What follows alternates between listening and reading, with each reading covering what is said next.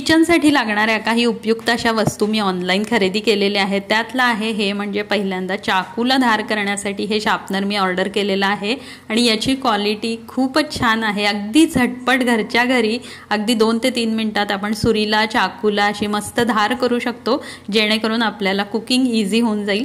त्यासोबतच हे मार्बलचं पोळपाट लाटणं मागवलेलं आहे। याच्या आधी स्टीलचं लाकडी वापरून झालेलं आहे, पण मार्बलचं जे हे पोळपाट लाटणं आहे खरंच खूप भारी क्वालिटीचं मला रिसीव झालेला आहे आणि अगदी रिजनेबल किमतीमध्ये मिळालेला आहे।